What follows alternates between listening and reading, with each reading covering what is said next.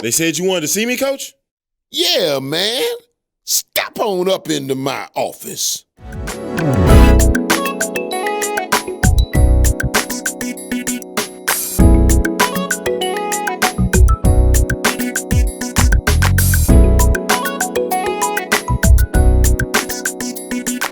It's Homespun Sports with Coach John Montgomery. Sports talk with a twist of down-home wisdom.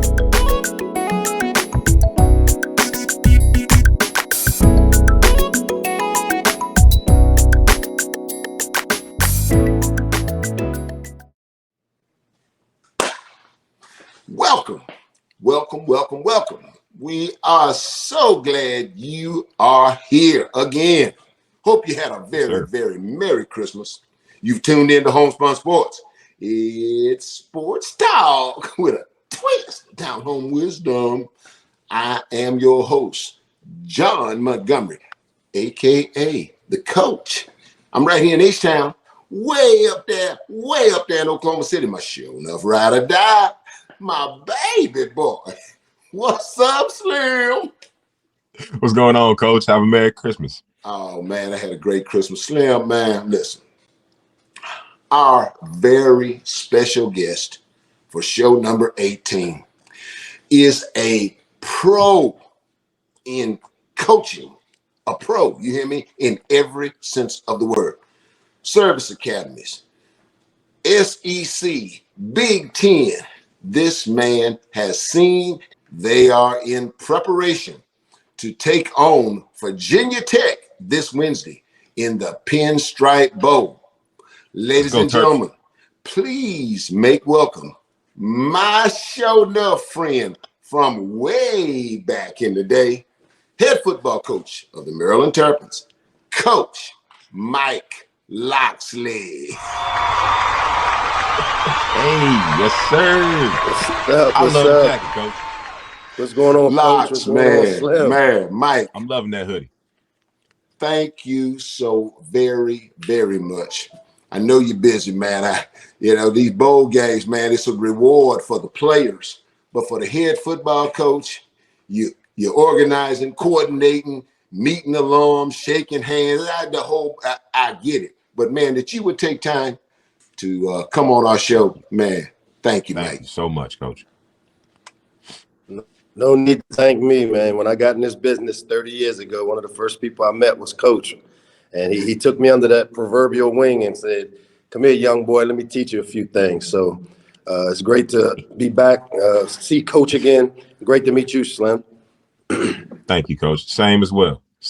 Mike, like I said, we go back a minute, man. And Mike, when I met you in the early 80s, hell, I was young.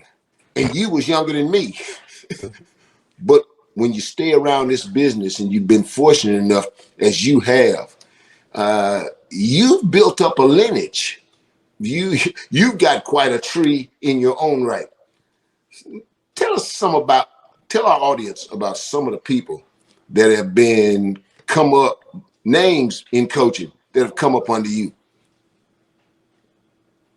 Man, it's hard when you talk about names and coaching and who's come underneath me. I've had a chance to work with a lot of great coaches, starting with the head coaches, obviously, all the way back to my former college coach who gave me my first opportunity, Gordy Combs, at Towson State University back in them days, and kind of jump-started my career. But, I've shared the rooms with the likes of, guys like, Lane Kiffin, Steve Sarkisian, Josh Gaddis, some of the greatest coaches that are doing some great things right now in their own rights. Billy Napier just got hired there at Florida. We're all guys that I've had a chance to share the conference table with. As you know, it all starts sitting around that conference table, and been blessed and fortunate to have spent quite many of the years around some of the top coaches in the business, and have been able to take so much from having an opportunity to be around those guys on a day-to-day basis. Because as you know, Coach, you spend a lot of time with these people, probably more time than you do around Slim back in the day when you were coaching. So I take my hats off to you, Slim, for giving Pops a chance to go do what he do, man, and make a difference. He wasn't the only one, Coach. I was right there with him in most of the meetings. Okay, I love it. I love it. Mike, right in his Mike, hip pocket. SEC, you were at Florida. You were been a coordinator, Mike, and you were at Illinois with Ron Zook, right? Yep. Who I have on my staff here now. I returned the favor. He gave me the first opportunity to coordinate an offense at the great at the University of Illinois. You played after at working with Towson him at State, Florida. but you Ralph Friedgen, the University of Maryland Terrapin legend, Ralph Friedgen. You're a disciple of Ralph Friedgen, Mike. You've been around, bro. You've been around some big thing. That worked with Dan Mullen. I kept up with your background, brother. You laid down some tracks, no question. You do research. Yeah, like I said, very fortunate. I take a lot of the offensive acumen I have from being at the time I spent with Ralph. Obviously, one of the things I tell people is, after 27 years in coaching, I took a step backwards to move forward when I went to Alabama, and I wanted to see why and how that place was so consistent. And I went there as a off the field analyst, and next thing you know, I'm the coordinator 2 years later, calling the offense for a national championship caliber team. So, like I said, been really, really blessed, Coach. Mike, started from the bottom. And since you brought that up, when I think of you, the first thing that comes through my head when I think of Mike Loxley, and like I said, bro, we go back a minute, is the word humility. The Bible says, if you humble yourself in due time, you will be exalted.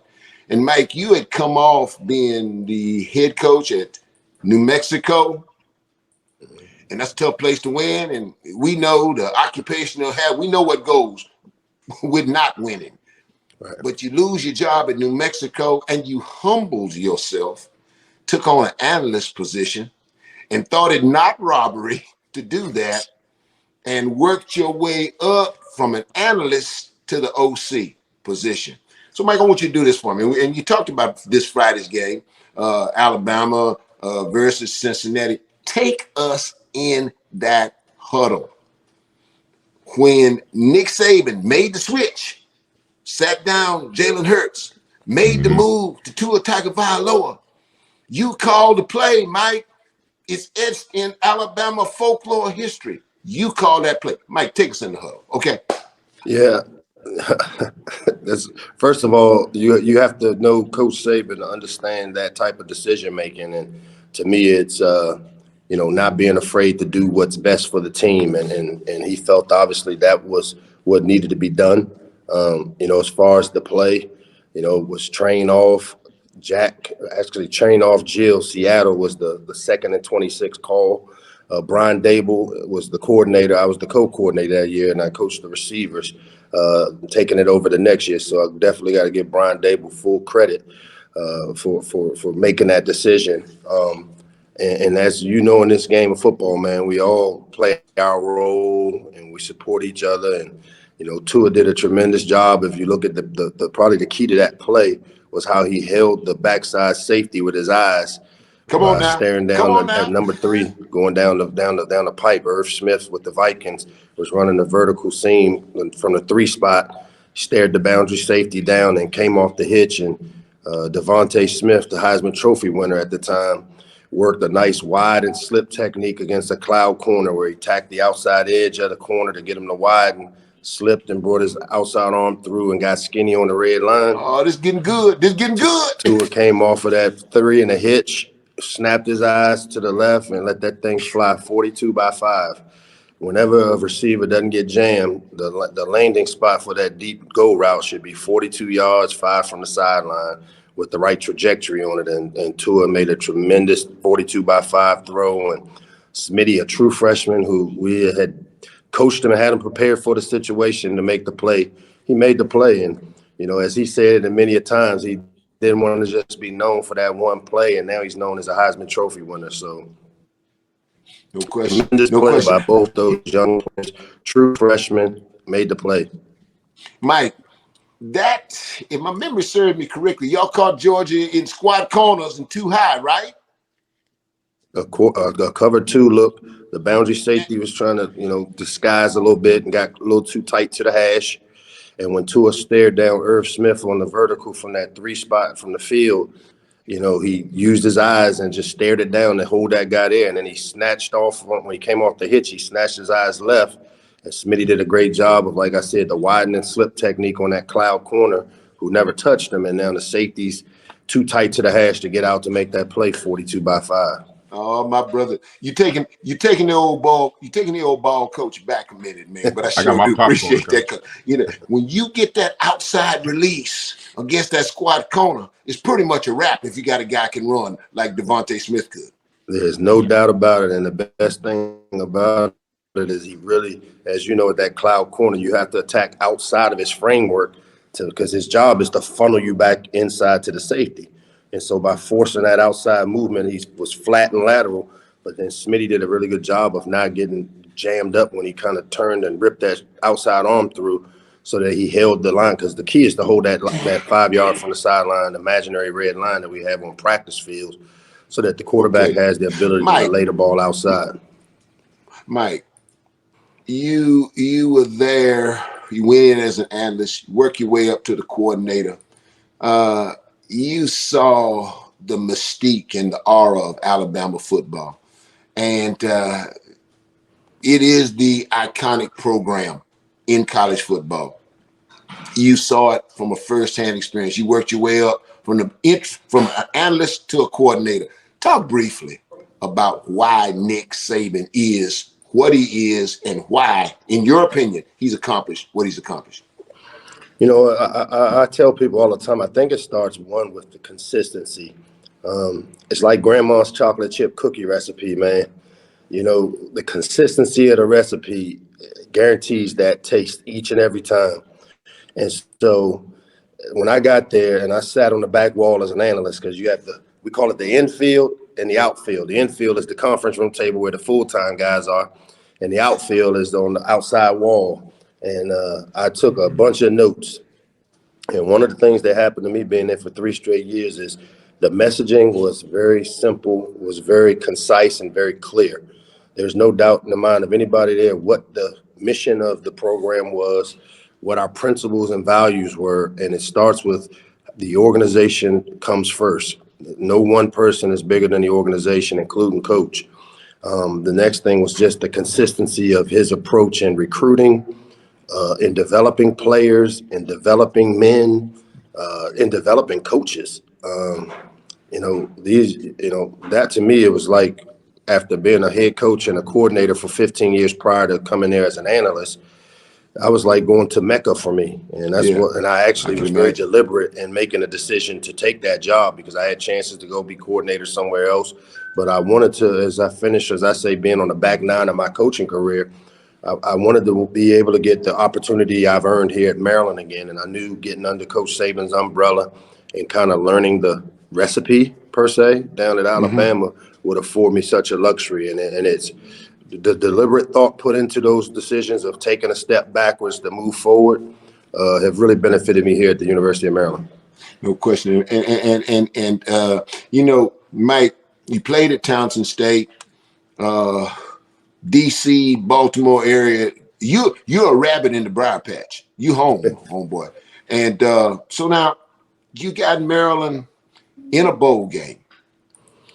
Your vision for the Terrapins, where you are now, where you projected to going.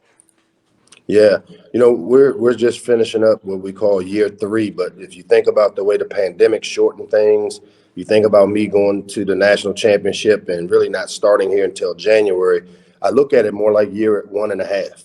And after basically a year and a half of opportunity, we've taken a significant step as a program by being 6-6, which by no means do we celebrate mediocrity. But we did take a significant step, which allows us to continue to develop our program because, as you know, Coach, these bowl game practices are invaluable for a young program. And you'll see that even this week. And some of the younger players that really haven't played a lot for us this season have earned the right and will play in this game against Virginia Tech. The vision of this program, I don't think there's a better place in the country because of location. As you know, it's location, location, location. We're in the 4th largest media market in the world. You got DC, LA, New York, Chicago.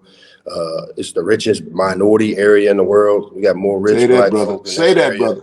And they're not rich because they play sports. They're rich because they enrich their minds and their thought processes. And so there's not a better place to come and be a student athlete than the University of Maryland, because one, we can prepare you for life with or without that football. And to me, that's my platform. That's what my legacy is going to be about, is knowing that, we can play and develop a championship program, but I want to develop championship men, and I want to make them the best version of themselves. And there's not a better place in the country than to do that right here at home. This is home for me. I grew up rooting for the Terps teams in the mid 80s that were one of the top teams on the East back under Coach Ross and Ralph Friedgen as the coordinator. And so really, really excited about where we're headed. And I think, to me, in the next year or two, we'll have an opportunity to compete for a Big Ten championship because of how we can recruit, how we'll develop players, and how we'll get these players to go out and play hard. There you go. There you go. And Mike, I'm going to tell you something, brother. I have no doubt that you're going to get that done. I know right where you're at, man. Listen, Bird Stadium, right up the street, runs the East-West Freeway, the East-West Highway, right? East-West Highway, you got it. Man, look here, man. I got kinfolks right around the corner from Bird Stadium and the East-West Freeway. Mike, man, listen, my brother. I'm going to let you get back to the JOB. I know you're busy. Thanks for taking the time to share with us and be a part of our show, bro. I am pulling. Do know this, Mike Loxley, that clapping and cheering that you hear way up in the cheap seats, that's old John Montgomery pulling for Mike Loxley. Appreciate you, man. Much love to you, John Montgomery. And Slim, great meeting you, man. You got a great pops there, bro. He's done a lot for this. He's one of those veteran guys that hasn't got enough credit for the job he's been able to do, and maybe not had the platform that I've been blessed to get because of him and because of guys like him. So much love to you guys, man, and great job with the show. I love getting the links when John sends me them links, man. I love keeping up with Homespun Sports. Thank you so much, Coach. Mike, we appreciate it. And Mike, happy birthday, by the way, man. Happy birthday. Yeah. Happy Christmas, baby Black Jesus, man. me and Jesus. Mike, baby good Jesus. Luck to you, man. I'm gonna be front and center Wednesday evening pulling for the Maryland Terrapins. You can rest assured of that. Appreciate it, man. Thanks, fellas. Thanks, Mike. No God doubt. bless you, brother. Take care, Coach. Yep. Wow, man, I lost money behind that game, Coach. Say what's now? I lost sleep and money behind that Georgia Alabama game. You remember it, man. I'm telling you, Mildred, Mike Loxley, one of the bright offensive minds in football, a first-class man, a first-class administrator. He dots all the I's and crosses all the T's, and we certainly appreciate him taking time to come on our show. Ladies and gentlemen, without any further ado, once again, I'm bringing to you Slim's Pickings. Before we put the 2021 HBCU college football season to bed, let's make one thing perfectly clear. As far as the FCS schools are concerned, that being the SWAC and the MEAC, the only thing that really matters is the wins and losses. This season was average as grits as at best. The 12 teams that make up the Southwestern Athletic Conference, only 5 of them had winning records. That being Jackson State, FAMU, Alabama A&M in the East, Prairie View, and Alcorn State in the West. Over in the MEAC, the conference was weakened heavily by the loss of Hampton and North Carolina A&T. By the way, who also went 5-6 themselves, is now a conference of only 6 schools. And of those 6 schools, only North Carolina Central and the HBCU national champion South Carolina State had winning records. Now, for those who would question how or why the winning record 6-5 South Carolina State Bulldogs could beat an 11-win Jackson State team, understand this. The highest rated player for the 2022 NFL draft is Jacoby Durant, excuse me. He's about 5'10", weighing 180 pounds. He's quick, he's decisive, instinctive, and has very, very fast close to the ball speed. Now, how? You may be wondering or questioning yourself, how is this kid ready for the big time? Well, of his 3 interceptions for the 2021 college football season, 2 of them came on September 11th when the Clemson Tigers, that's right, the Clemson Tigers, hosted the South Carolina State Bulldogs, and he went off for 2 interceptions. Stay tuned, sports fans. And that's Slim's Pickens. All right, my man. Excellent. Excellent. Point well taken. Thank you, Coach. Thank you. Point well taken. Point well taken. I appreciate that, Coach. Now listen. Recently, the final power rankings for the HBCU poll came out. I know you saw that. I did. FAMU is going at number 1, and the champions, the HBCU champions, South Carolina State Bulldogs, are ranked number 2. What's your take on that? Well, Slim, at the end of the day, again, that's why I don't talk football with fans. Oh, by the way, because fans short for fanatic. And Fanatic, exactly. The game was settled on the field, decisively on the field. Mm-hmm. South Carolina State won 33-10 over Jackson State. Good old-fashioned, Coach. It's a wrap. Get over it. The number 1 team in the nation, HBCU football, South Carolina State Bulldog. But this power ranking thing that you just mentioned, Slim, I saw, the FAM number 1, 9-3, South Carolina State, number 2, 75, Jackson State, number 3, 11, 12, and 10, Alabama, A&M. You get a little shaky now as you go on down. Alabama, A&M, 7-3. North Carolina Central 6-5, Alcorn 6-5, Prairie View 7-3, whatever. Slim, the last 2 teams, number 9 and number 10 in the HBCU power ranking, had losing records. Are you kidding me, Coach? How bad? How bad, Coach? Hey, look here, and Slim, it gets worse. Southern, they ranked number 13. They went 4-7. Mississippi Valley, they ranked 14 in the power ranking. They went 3-7. Now I'm gonna tell you, I played in the SWAC, Slim. We played in the SWAC. You played in the SWAC when you were at Texas Southern. Slim, Harriet Tubman led 1,000 slaves to freedom, and she could not win at Mississippi Valley. Mississippi Valley, but you're sitting up here, Grambling, number 15 in the power rankings with a losing record of 4-7. Your sorry ass Texas Southern Tigers, number 17 with a record of 3-9. How in the HE double hockey sticks you got a power ranking with a losing record? Coach, this ain't no power ranking. This fight the power. This is what this is,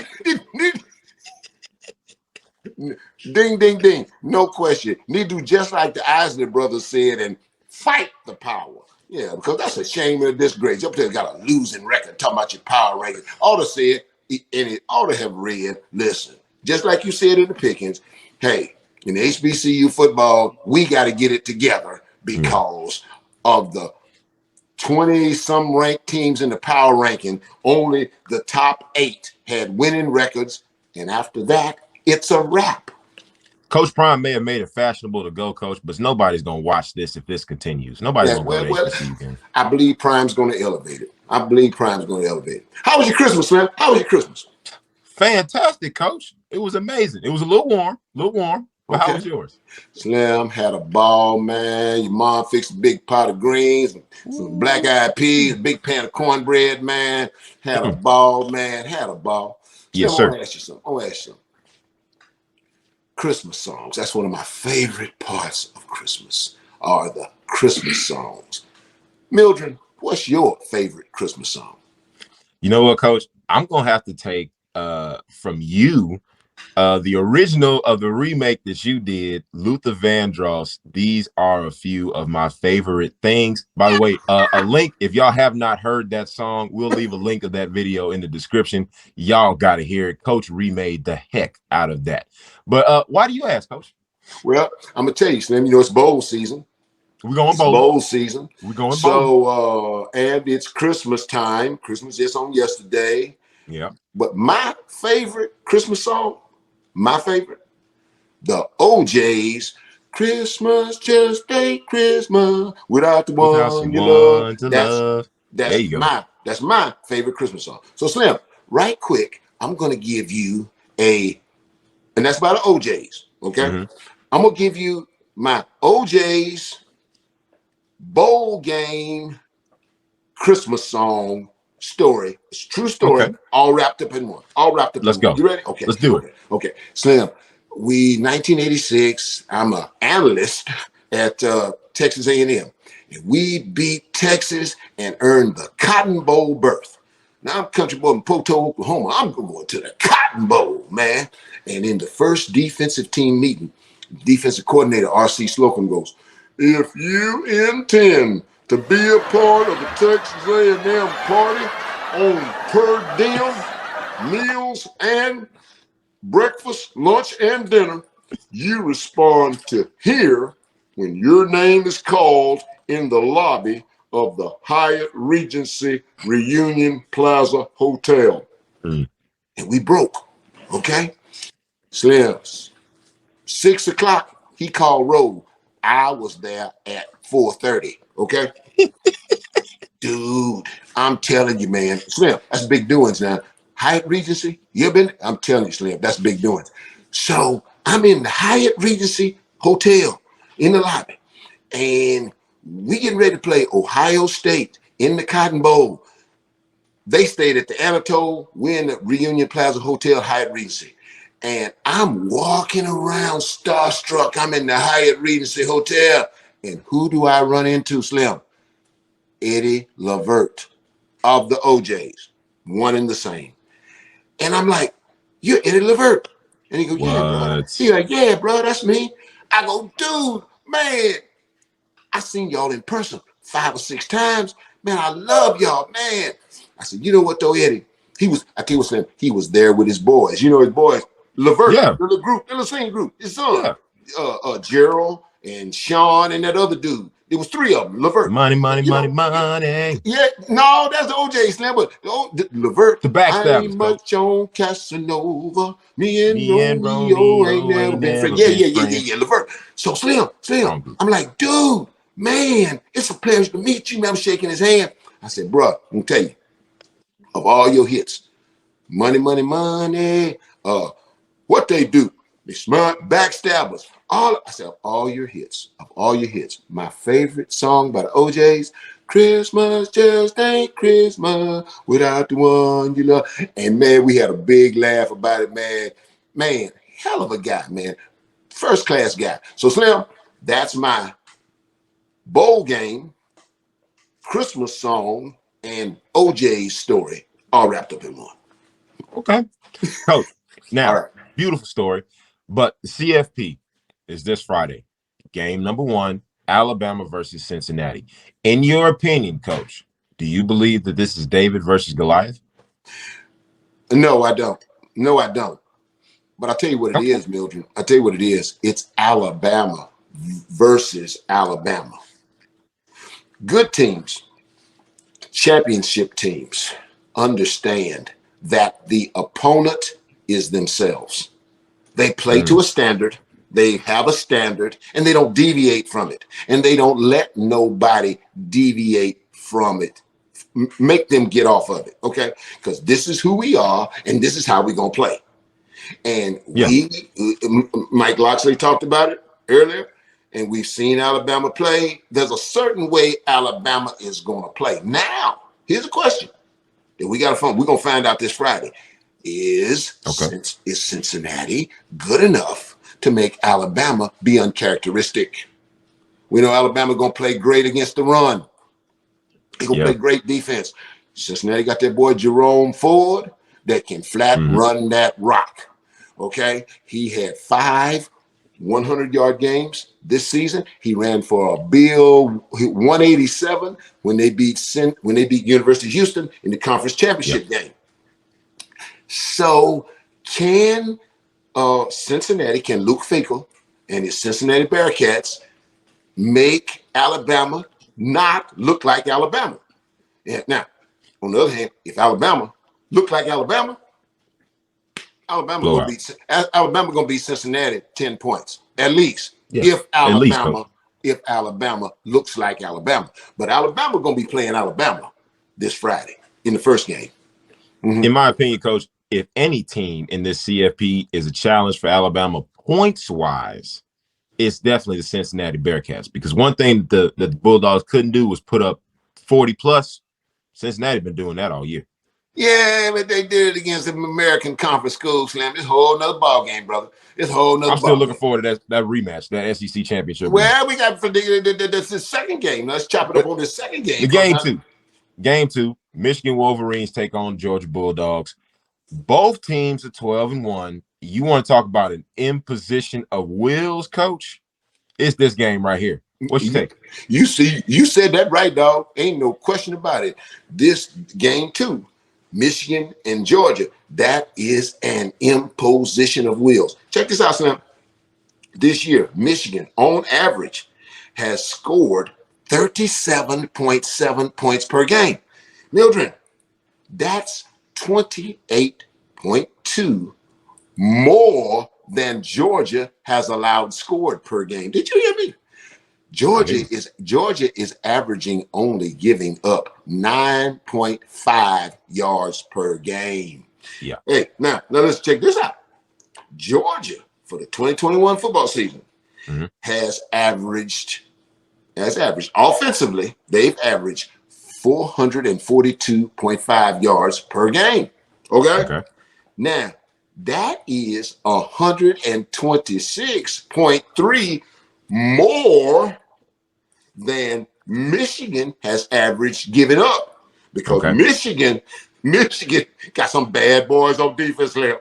They do. Got some bad boys on defense. Tyrone Wheatley talked about that last week on our show. But let me tell you, Slim, Michigan has given up. They're averaging giving up only 316.2 yards per game. So this game, Mildred, is again an imposition of wills. No question.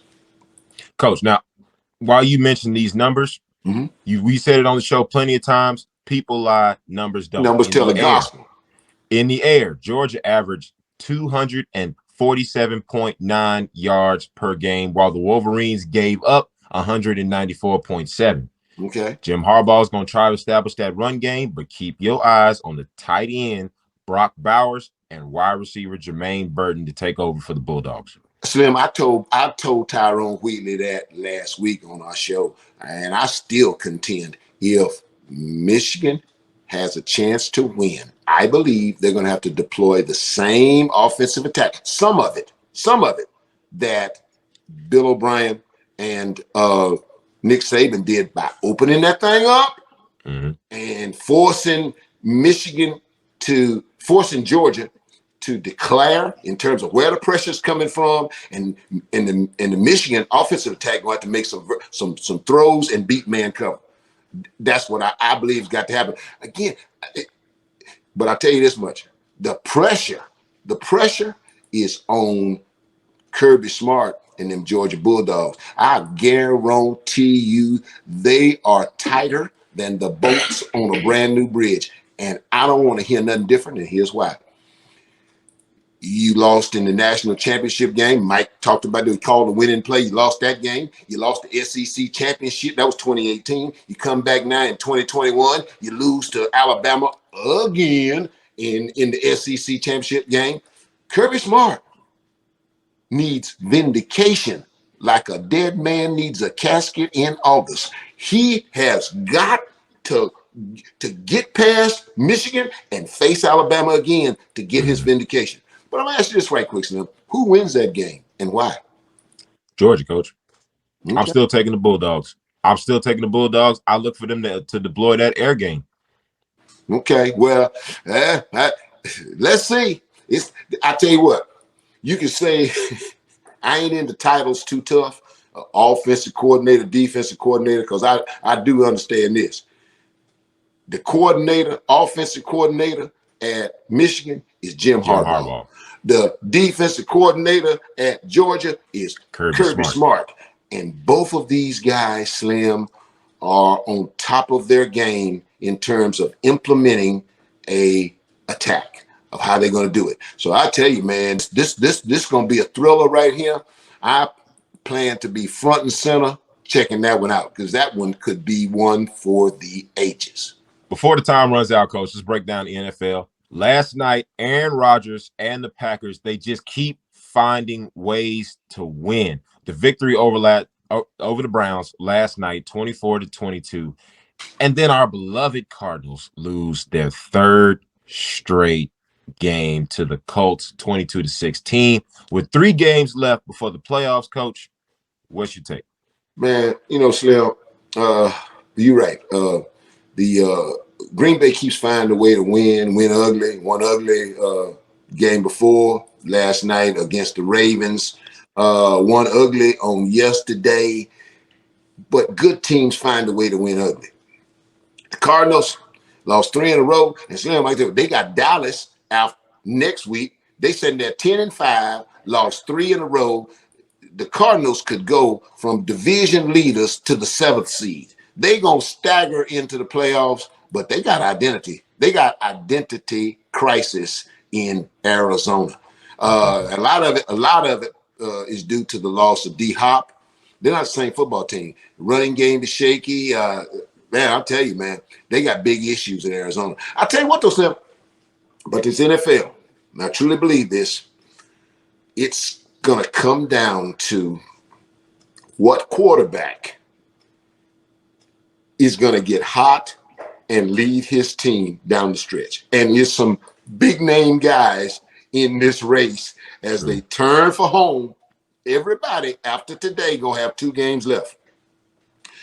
Can that rookie at New England carry the Patriots?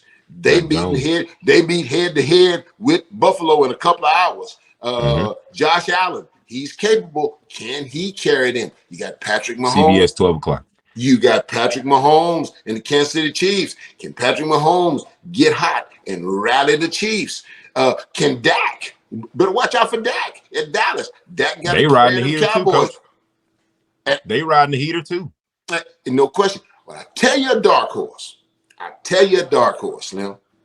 Right now, as we speak, the Philadelphia Eagles are 7-7. And the schedule is set up for my man, my bro. Rooting for you, Jalen, man. Come on, Jalen. Put them Philadelphia Eagles on your back and win these last 3 games. All right. Okay. They got the Redskins, and they end with Dallas. And the thing with Dallas is going to get in. They're going to win the NFC East. They'll win it. So when Philly meets Dallas in that last game, Dak Prescott probably ain't going to play. Tyron Smith probably ain't going to play. Ezekiel Elliott probably none of those marquee. The big 3, Coach. None of them marquee players going to play. They've got the division, and that puts Jalen Hurts in a position to take them Philadelphia Eagles to close out the season with a 3-game win streak. They've won 2 already, and grab a spot in the playoffs and have a 10-win season. And I'm sure enough pulling for my boy Jalen Hurts. Coach, I hope you had a Merry Christmas. It has been a pleasure to get in this studio again with you for show 18. Man, tell Mom I love her, all right? I'll do that, my brother. Give my love to everybody up in good old Oklahoma City, Oklahoma. Take care, my brother. Coach. Take care now, all right? Take care.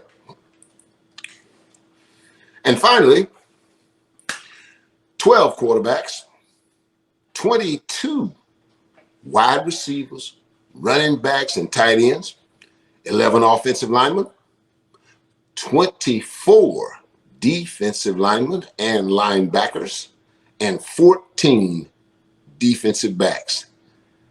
Folks, that's 83 FBS college football players right now enrolled in the transfer portal.